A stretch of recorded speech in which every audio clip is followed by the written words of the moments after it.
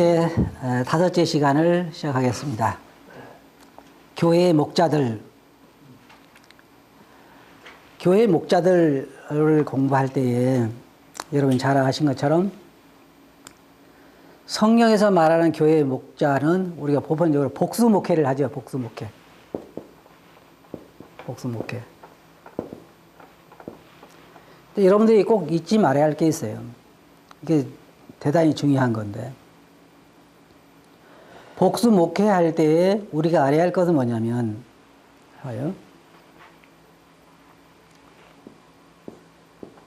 하나님은 몇 분이에요?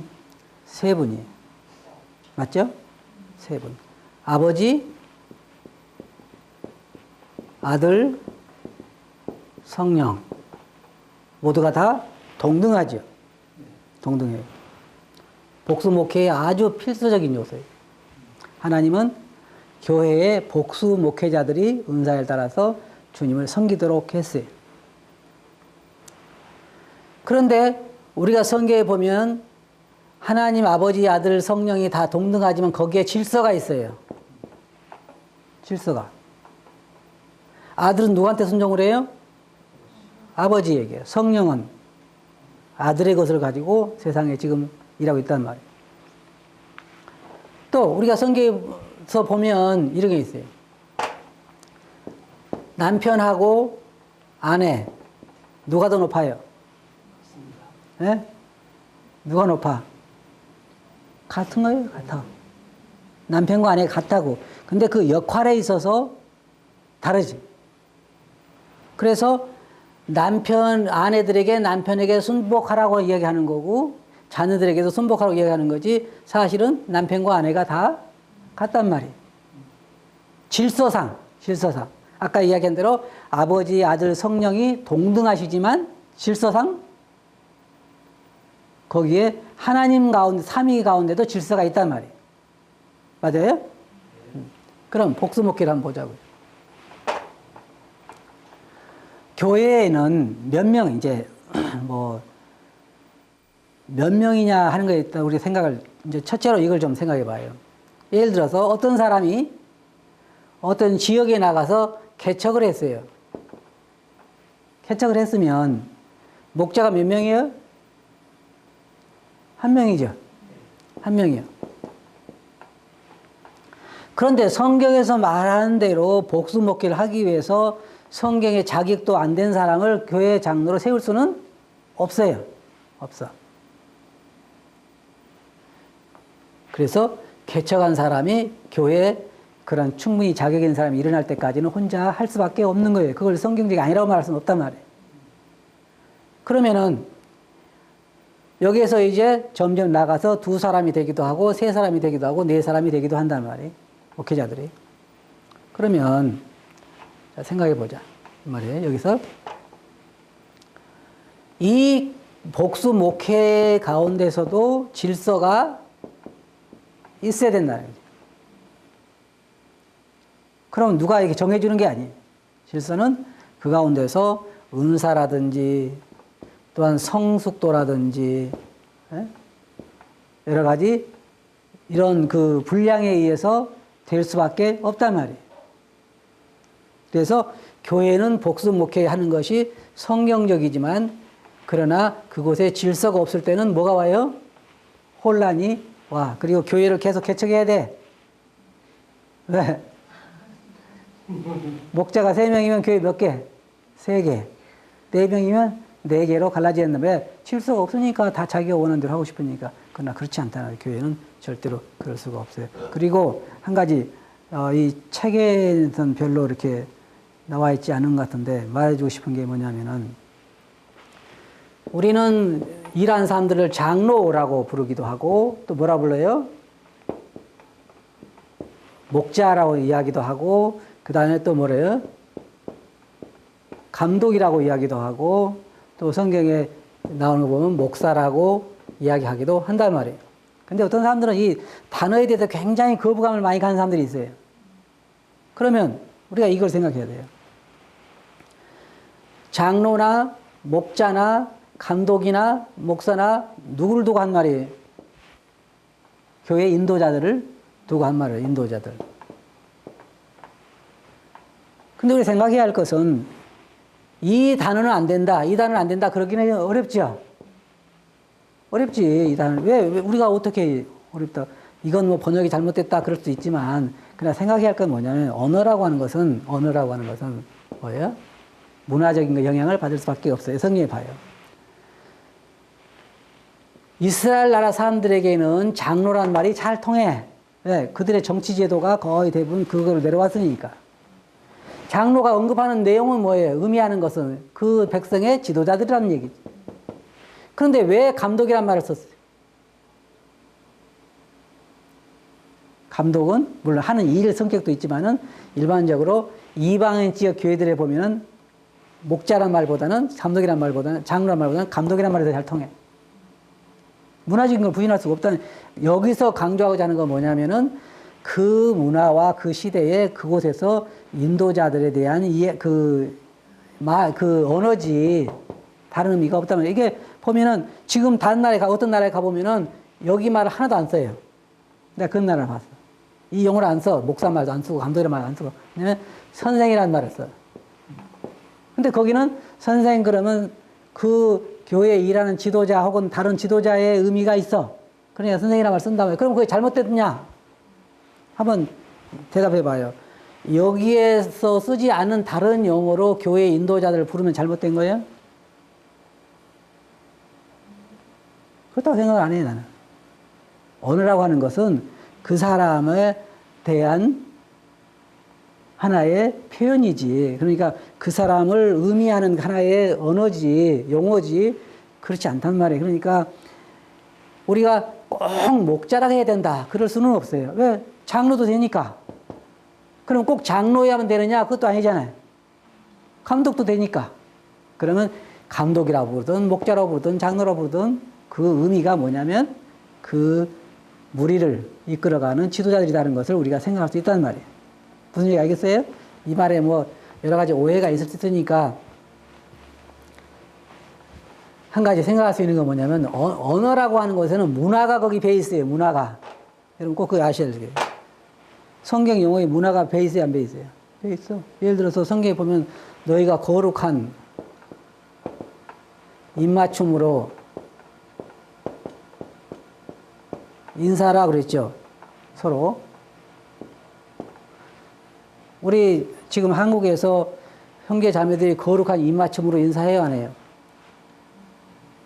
네? 왜 안 해? 하라 했는데. 하라고 했잖아요. 사도 바울. 왜? 우리 문화는 입맞춤의 문화가 아니야. 그러면 큰일 날 거야. 입맞춤 문화가, 서양 문화는 그런 문화예요. 막, 나도 미국에 갔는데, 덩치 큰 자매들이 막 자꾸 이렇게 하고, 막 이렇게 하고 그러니까 우리는 어색해서 잘 모르겠더라고. 그게 어색가 안 돼. 제일 좋은 거 뭐냐면, 악수하는 거. 근데 그것도 보면은, 어느 나라에 가면 우리나라는 자매들이 손 내밀어서 악수하는 문화는 아니에요.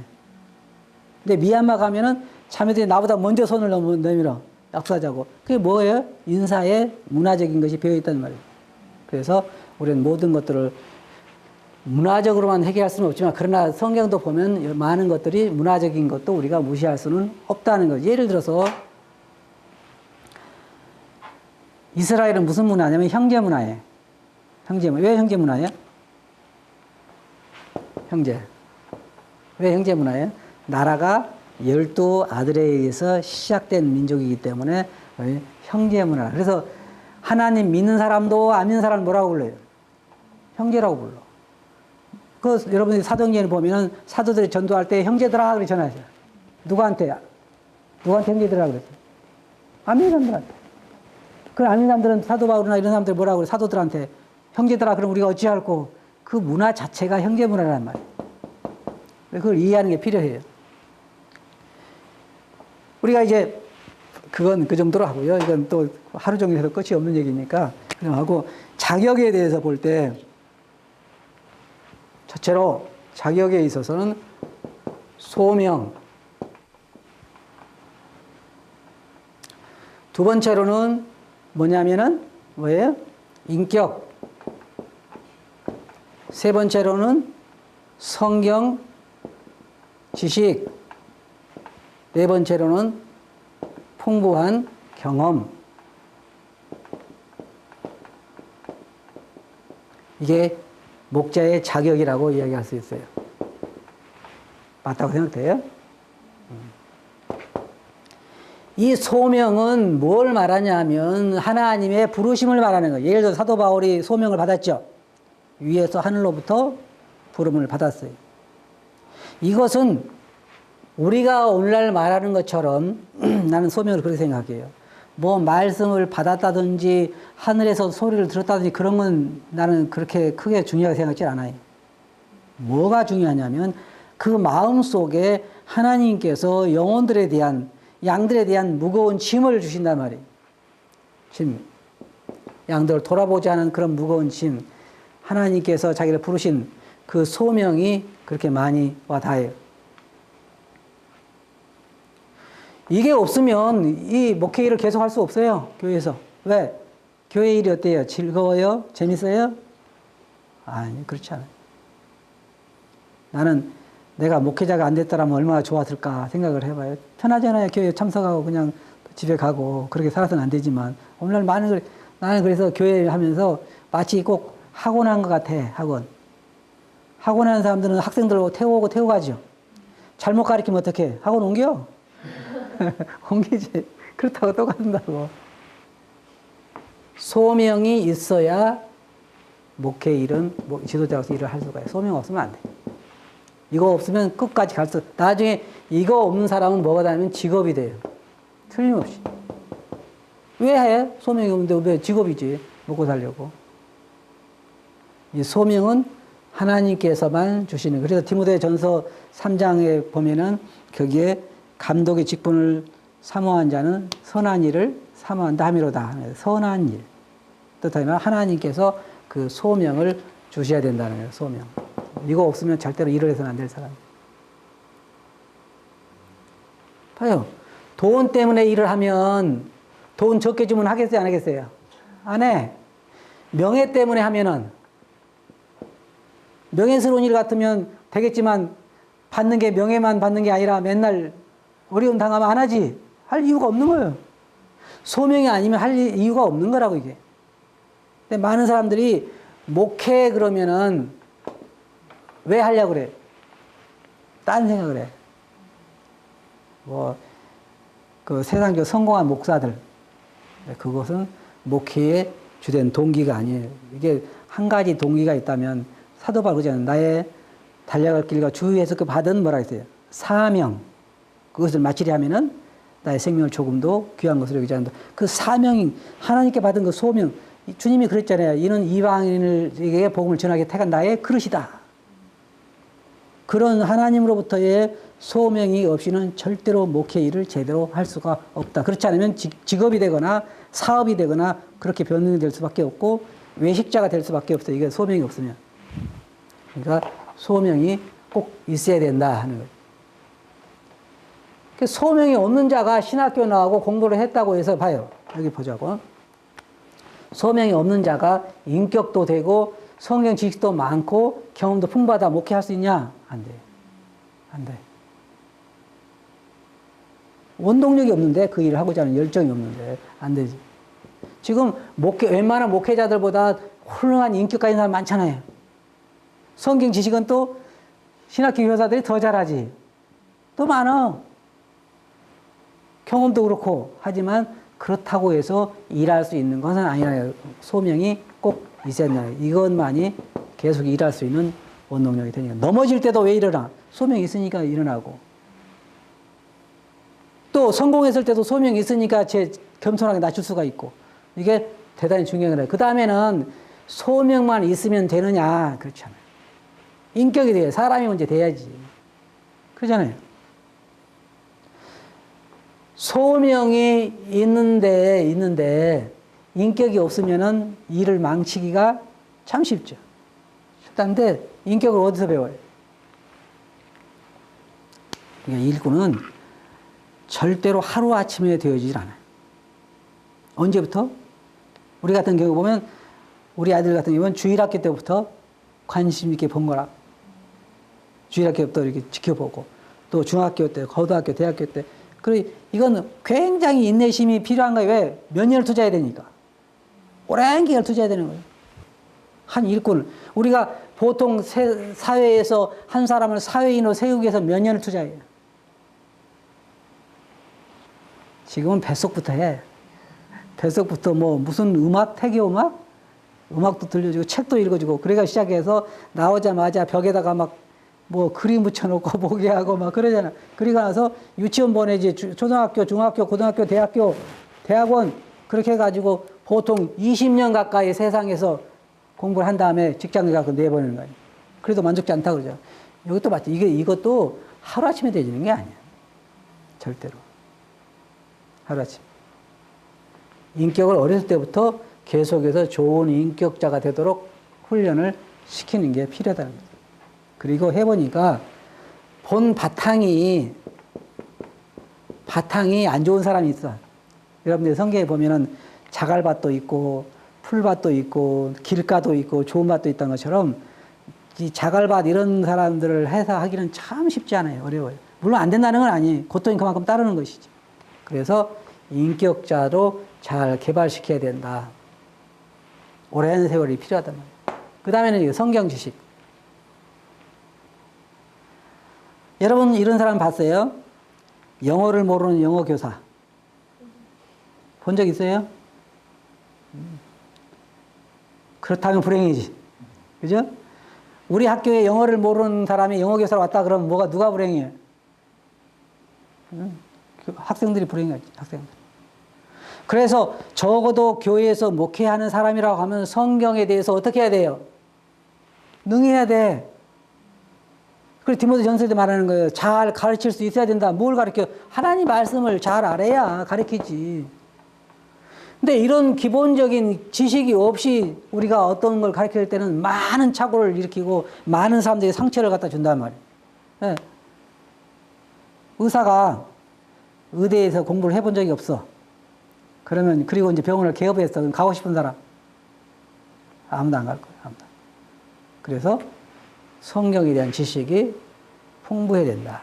어떤 사람은 이렇게 이야기했어요. 나는 그게 참 진리라고 생각을 해요. 아니, 진리라기보다는 참 거의 마음에 아멘 소리가 나와. 뭐냐면, 목회한 사람은 손가락을 잘랐을 때 피가 나오면 안 된다.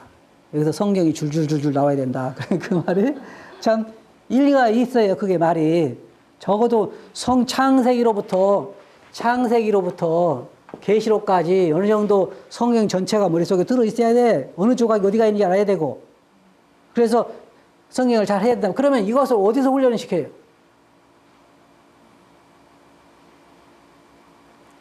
지역교회에서 해야 된다. 그렇게 이야기를 해요.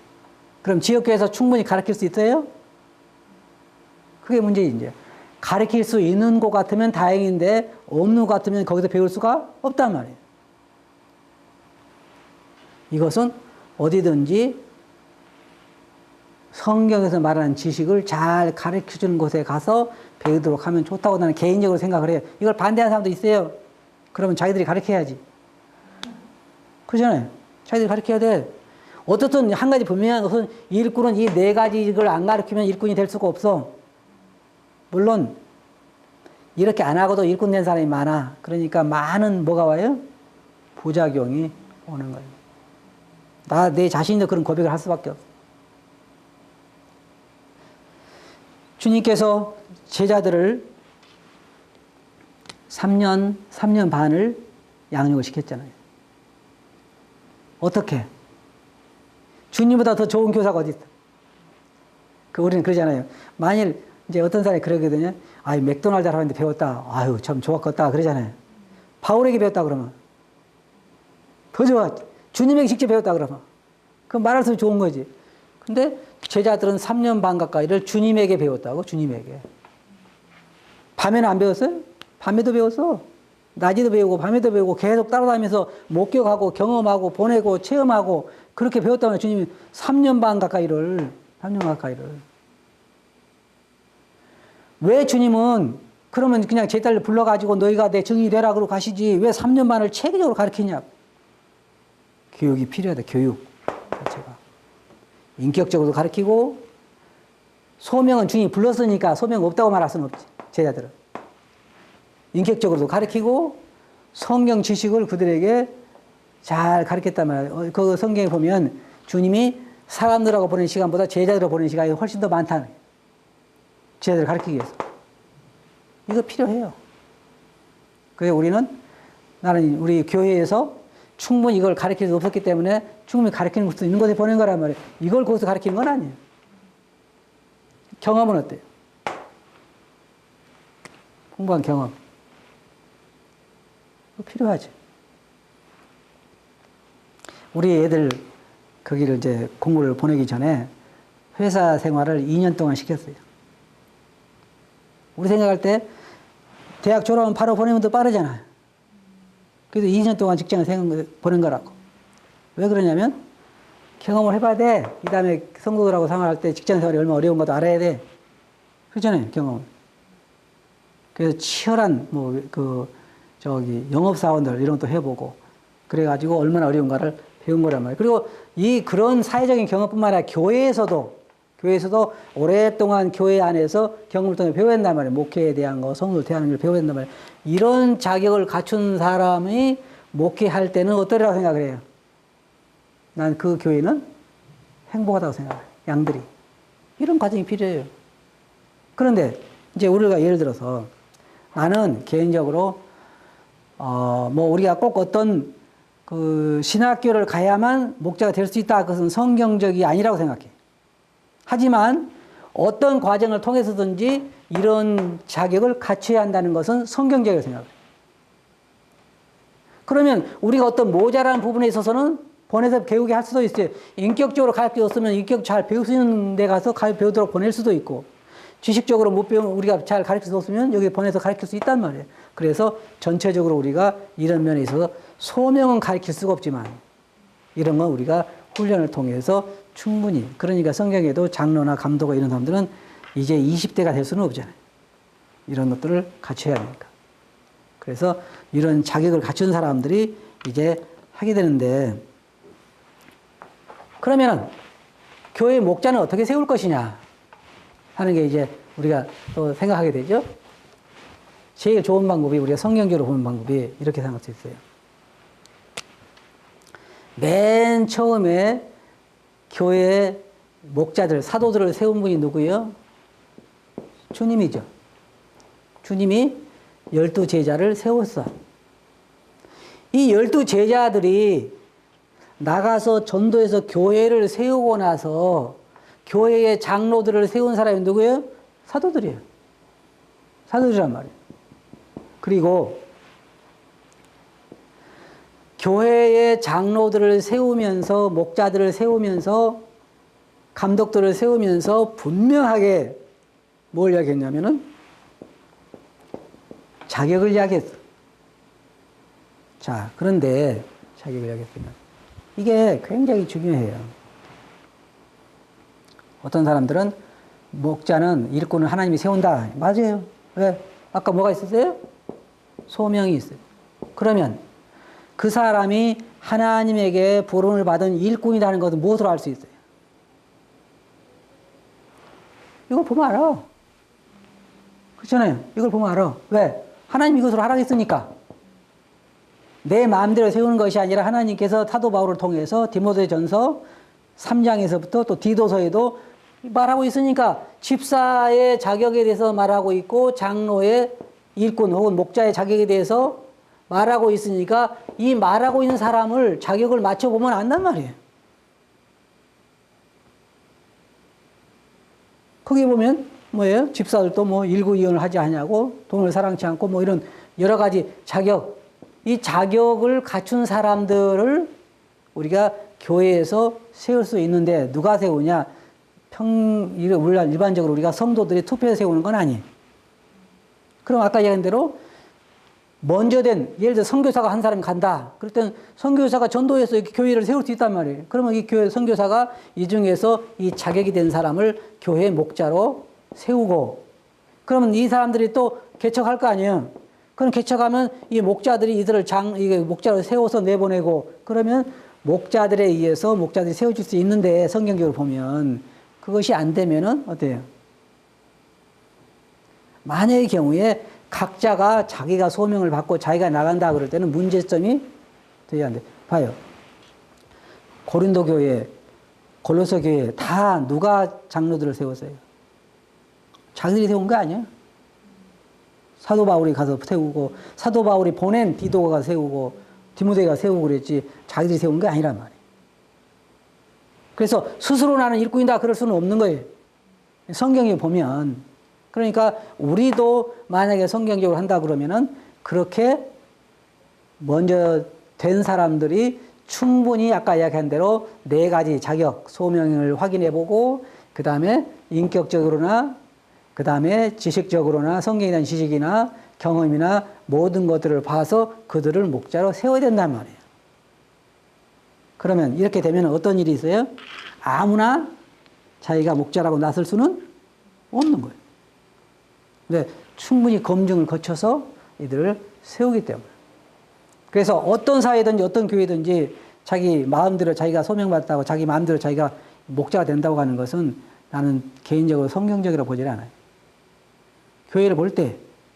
그래서 하나님께서 목자들을 그런 방법으로 세우셨다는 거. 그리고 디모데에게도 뭐라 그랬어요? 각 성의 장로들을 세우라 그랬잖아요. 어떻게? 이 자격을 보고. 그러면 봐요. 한번 보자고. 여기 봅시다. 여기에 A라는 사람이 나는 소명을 받았다. 그러므로 내가 이제 목자로서 혹은 목자로서 감독으로서 장로로서 일을 하고 싶다. 그럴 때 나는 이제 목자로 나왔어. 그러면 우리가 어떻게 알아? 이 사람이 하나님께부터 온 사람이 아닌데. 간단해요. 네. 이걸 보면 알아. 그렇잖아요. 그렇잖아요. 이걸 보면 알아. 그래서 우리가 이것을 갖다 대봤을 때 아니다 그러면 아니지. 그죠? 근데 이제 이런 경우가 있어요. 어떤 경우가 있냐면 이 사람이 너희들은 인정 안 해도 나는 하나님이 세웠다. 너희들이 인정 안 해도 나는 하나님이 세웠다. 소명을 분명히 받았다. 그러면 성경에 소명만 받으면 되는 거예요? 아니요. 말씀을 받았건 하늘의 부름을 받았건 그게 아니에요. 그건 그거고 그 다음에 뭐가 있어야 돼? 성경에 사도 바울이 이런 자격이 있는 사람을 장로 세우라고 이건 봐요. 하나님께로부터 온 거예요? 사람으로부터 온 거예요? 하나님께로부터 온 거예요. 자격은. 그러니까 구약 성경에 보면 거짓 선지자를 구별해야 하는 것처럼 신약 성경에서 거짓 일꾼을 어떻게 볼 수 있냐면 이런 자격이 있는가 없는가를 검증해서 하나님께서 온 사람이 아닌가를 알아야 하는 거라고. 그러니까 자기가 나는 인정을 하든 안 하든 나는 목회자다 그럴지라도 자격을 검증해서 아니면 아닌 거라는 걸 우리가 분명히 해야 교회가 설 수가 있어요. 그렇지 않으면 교회가 많은 어려움을 당할 수가 있단 말이에요. 그래서 세우는 방법은 그래요. 내가 성경에서 볼 때는 이렇게 분명히 하나님께서 원래는 교회에서 키워야 되지만 혹시 자기가 소명을 받고 이제 목자라 할지라도 그 사람은 자격으로 검증을 해봐야 된다. 검증해보지 않으면 이거 주님 방법이에요. 그러면 어떻게 구분해요? 나는 하나님의 세운 일꾼이다 그럴 때 무엇으로 분별을 해? 이거밖에 없어요. 자격. 이런 사람을 세우라겠습니까? 그러면 어떤 사람이 그래요? 나는 하나님이 직접 세운 사람이다. 하나님, 여러분, 이 사람들이 착각하는 게 있어요. 하나님은 절대로 2가지 방법을 사용하지 않으시죠. 무슨 일 알겠어요? 자, 여러분이 아마 그걸 기억할 거예요. 구약의 한 선지자가 너는 가서 거기서 예언을 하고 물도 먹지 말고 떡도 먹지 말고 그냥 오던 길로 오지도 말고 다른 길로 돌아오라 그랬죠.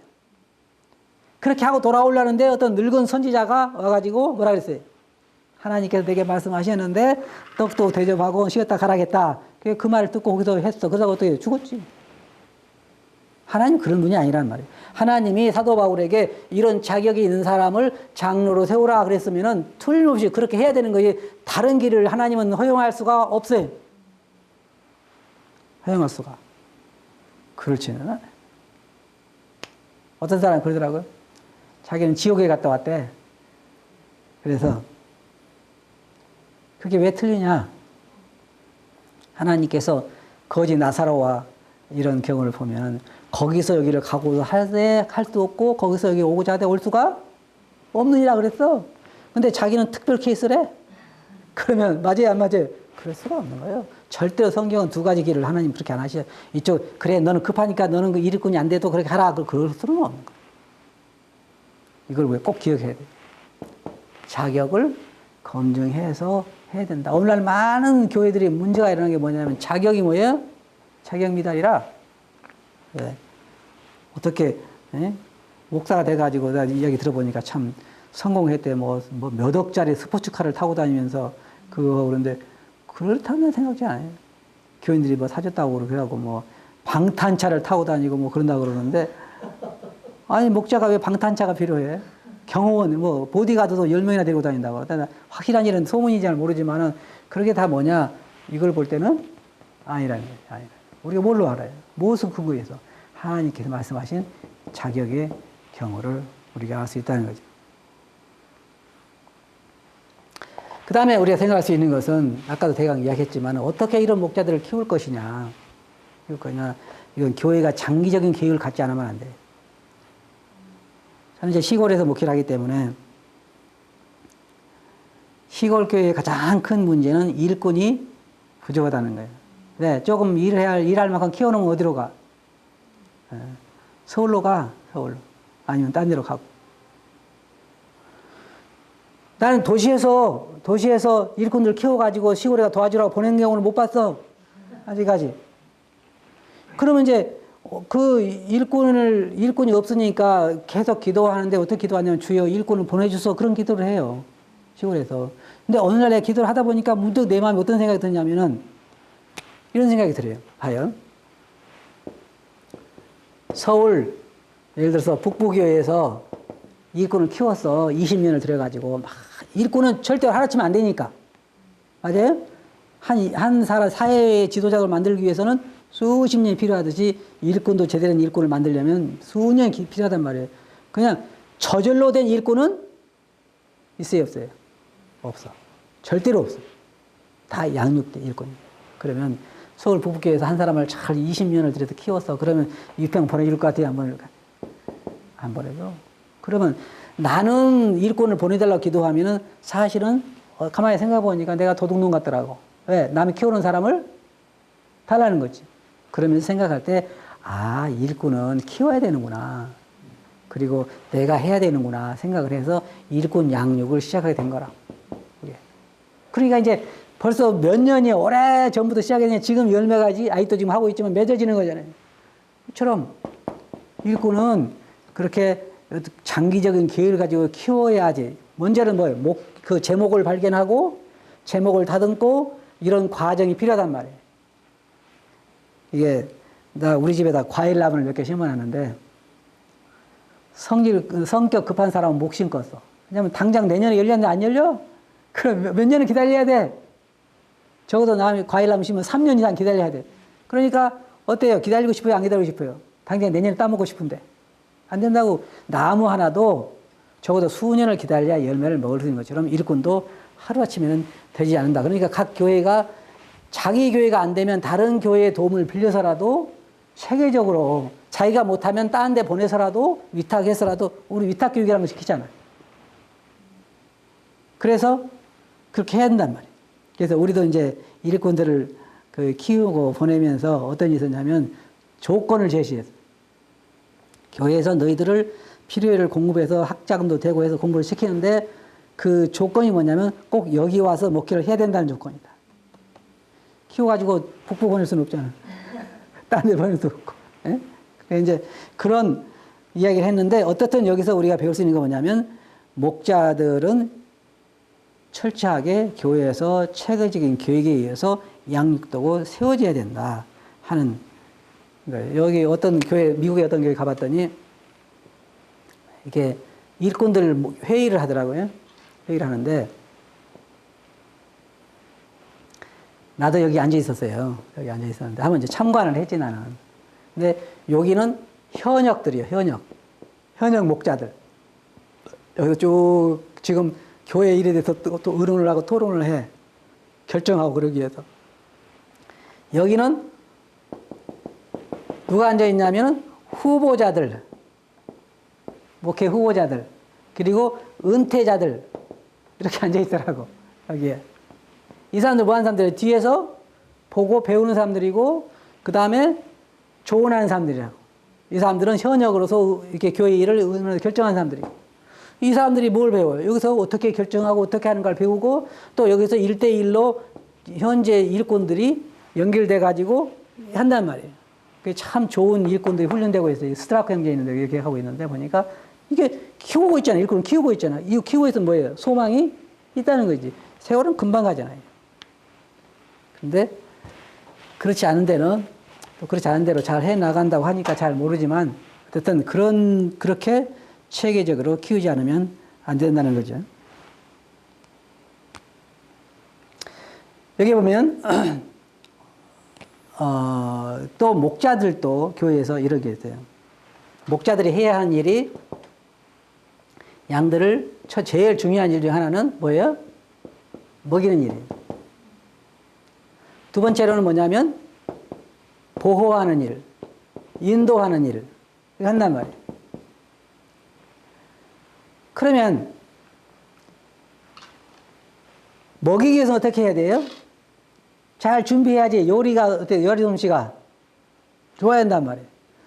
목자들 딴 게 아니에요. 똑같은 우리 거기 여자분들도 보면은 30년, 40년을 매일 음식을 하루에 3끼씩 준비를 하는데 뭘 가지고 해요? 다 기본은 똑같아. 쌀하고, 뭐, 가는 뭐, 호박, 뭐, 오이, 뭐, 이런 뭐, 생선, 이런 거의 다 같은 거 가지고 하잖아. 근데 요리할 때마다 요리 방법이 조금 틀리니까 다른 맛으로 먹는단 말이에요. 목자도 또 마찬가지네. 양들에게 양식을 먹이기 위해서는 이런 방법 쓰고 저런 방법 써가지고 새롭게 맛있게 맛을 먹도록 만드는 일. 그게 목자들이 할 일이에요. 두 번째는 그들을 잘못된 대로 또 보호하는 거고. 세 번째는 뭐예요? 그들을 잘 올바른 길로 인도하는 거고. 그러니까 목자들에게 성도들의 영적 건강이 달려있다고 해도 과언은 안 돼. 이게 목자 일을 잘 공부하고 나면, 제대로 알고 나면 목자 하고 싶은 생각이 없어져. 왜요? 책임이 너무나 막중하니까. 그리고 양들도 목자들이 얼마나 중요한 일을 하고 있는 걸 알게 되면 순종해야만 해요. 그래야 자기들이 도움을 받으니까. 이게 대단히 중요하다고. 그리고 목자들에 대한 성도들의 대우, 이것도 대단히 중요해요. 그런데 뭐 시간이 지금 다 갔기 때문에 다 이야기할 수 없고, 다음 시간에 시간이 되면 조금 더 이야기하겠지만, 이것도 빼놓을 수 없는 거예요. 양들이 목자들에 대해서 어떻게 그들 대해야 되는가. 네, 다음 시간에 계속 하겠습니다.